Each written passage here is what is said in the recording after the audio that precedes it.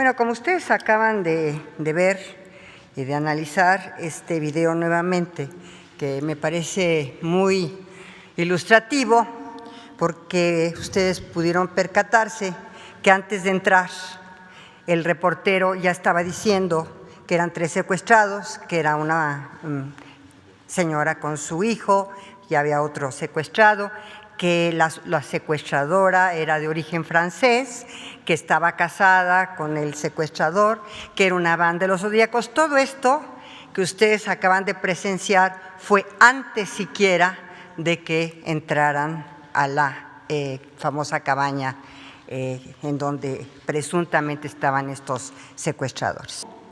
En realidad, como dijo ahorita Genaro, no fueron detenidos ese día, fueron detenidos un día antes, fueron detenidos en la carretera, iban solamente ellos dos, pasaron todo ese día y toda esa noche hasta que los volvieron nuevamente a trasladar al montaje y fueron detenidos en la carretera México-Cuernavaca. El primer punto de partida para el análisis jurídico fue el parte policíaco.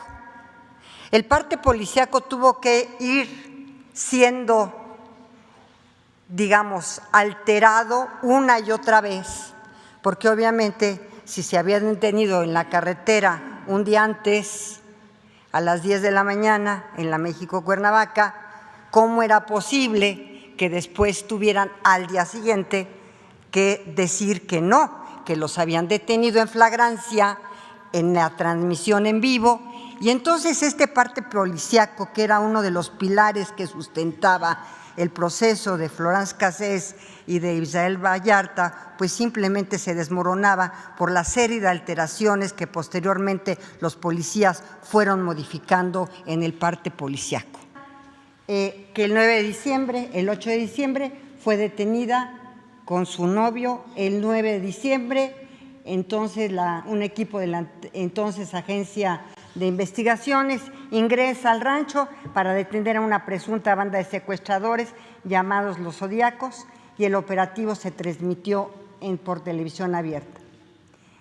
Es importante aquí destacar que lo que acaba de pasar también, y que ustedes fueron testigos, de la declaración de Genaro García Luna, cuando reconoce públicamente que esta detención de los presuntos plagiarios fue una escenificación, lo reconoce, escenificación ajena a la realidad, y que Cassés y su pareja habían sido detenidos desde un día antes de la escenificación televisada. O sea, él mismo declara en televisión abierta que fue un montaje. La Suprema Corte determinó precisamente, y la palabra que utiliza, escenificación ajena a la realidad.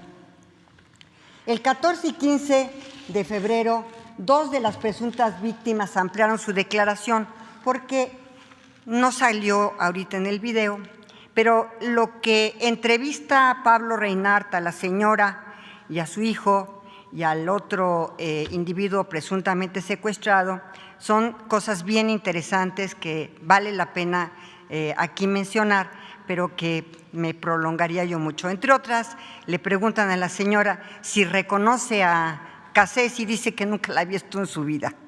Lo segundo que dice, y lástima que no se pasó todo, es que ella le dice: ¿y qué hacía usted en el secuestro? Dice: pues con mi hijo hacíamos tarea y veíamos televisión. Eso es lo que dice, como si hubiera salido el niño del secuestro a la escuela, regresado al secuestro, continuar haciendo su tarea y así sucesivamente. El otro individuo, y ustedes, lástima, tampoco se pasó aquí, trae una venda de disque perfectamente, imagínense, los secuestradores después de haberle dado una golpiza van y le compran una venda para ponérsela en la cabeza, pero además la venda está perfecta, impecable, recién comprada. Además, hay detalles interesantes para la audiencia y los que nos están viendo, que se analizaron en la Corte, en donde también la señora estaba con su pijama y el niño también con su pijama, como si los secuestradores fueran gente tan amable que les dan la pijama en la noche y les regresan la ropa al día siguiente. La escenificación era burda, absolutamente, y violando todos los derechos. El primer derecho que se viola para Florence Cassés, si quiere pasar después, ya aquí están las líneas todavía de tiempo, pero los derechos que se le violaron a Florence Cassés son básicamente estos. Primero, el derecho de presunción de inocencia con la transmisión televisiva del supuesto enlace en vivo y en directo, en donde se informaba, como aquí se dice, de la liberación de 3 personas que se encontraban secuestradas. En este caso, en la primera sala, no se pronunció, y eso es importante, respecto de la credibilidad o no de los testigos, sino sobre el impacto que tuvo esta escenificación ajena a la realidad en perjuicio de la acusada. Después también se violó el derecho fundamental de cualquier detenido a ser puesto a disposición de manera inmediata ante el Ministerio Público. ¿Por qué? Porque se tardaron más de 5 horas, casi 6 horas, en poner a disposición cuando debieron de haberlo hecho de inmediato. Y el tercer derecho que se violó en relación precisamente a Florence Cassés fue el derecho que tiene todo extranjero a la notificación, contacto y asistencia consular.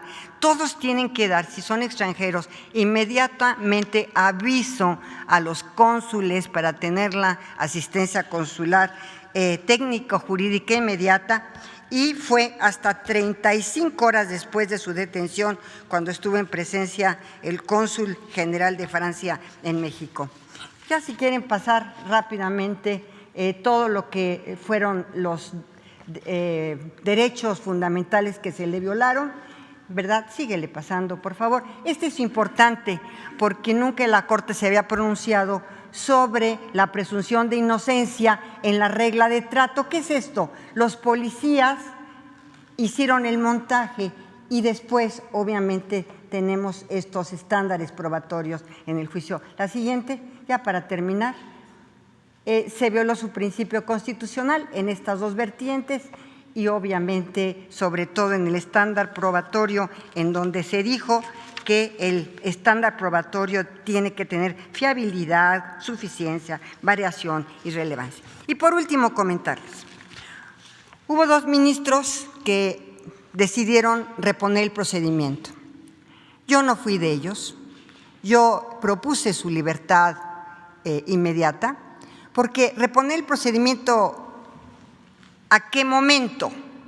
¿A la detención del 8? ¿A la escenificación del 9?